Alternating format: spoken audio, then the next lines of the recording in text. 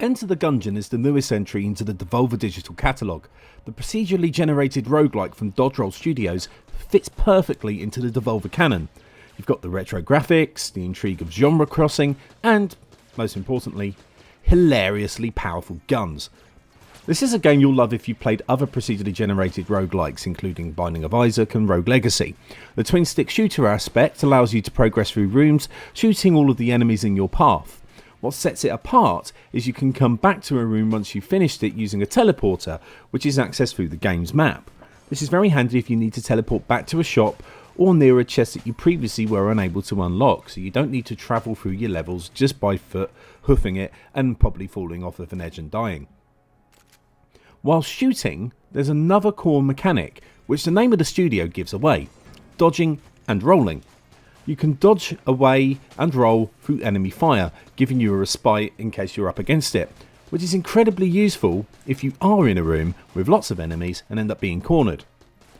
As you go on, the enemies will get bigger and harder, like the Iron Maiden that you see in this video, and there's the added bonus of environmental help in the form of flipping tables over for temporary cover, which is useful if you're reloading, and occasional chandeliers that can crash down and kill an enemy, as well as your traditional explosive barrel. The environments change as you go deeper into the Gungeon, and the challenges of dodge rolling across gaps and tricky room puzzles gets harder and harder, but not less enjoyable. You'll also find that the room sizes, especially compared to Binding of Isaac, are bigger and therefore much easier to move about in. The other thing you can do, which is best used in the boss battles, is to use a blank. The little blue icon under your health will activate by pressing both the controller sticks in, and it will emit a pulse, taking out all of the incoming fire. This is incredibly useful in co-op if one of you has died, as this becomes a recharging ability rather than one that exhausts, so you can tactically use your blanks to keep your partner out of trouble whilst they're fighting the boss and making sure that you can come back to life at the end of the game. As you co-op play, the gameplay is unchanged really, except with drops, and the bonus rooms that you have in the maps will be slightly different. For example, one of them will be a resurrection room rather than a bonus chest room, in case one of you is dead and you need to resurrect yourself.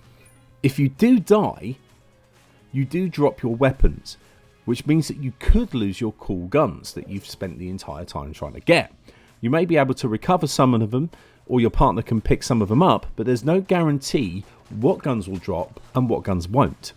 So that cool proton pack gun a la Ghostbusters, which is my favourite, might or might not be there after you've respawned.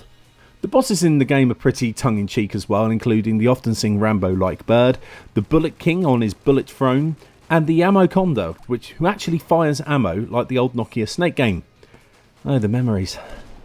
The characters you can select are obvious plays to other games, and there's enough pop culture homages to stick an ammo cartridge at. Are there actually any bad points to this game? Well, there's very little. The environments are cool with lots of little destructible things all around them, but they don't actually have anything in them other than the aforementioned tables and chandeliers, and of course the explosive barrels. I also would have loved to have seen an active reload mechanic, giving you that timing option to just hit the button, get your ammo straight in at the right point rather than having to wait for the whole cycle. Could have made this game incredibly fast paced, faster than it already is, and it would have been an incredibly intense experience. There are tiny niggles like that, but otherwise, this is a brilliant game. The gameplay is solid, smooth and enjoyable. The co-op play, even though it's only local for now, is super fun, and the weapons don't get old, and the bosses are just as challenging enough without being masochistic.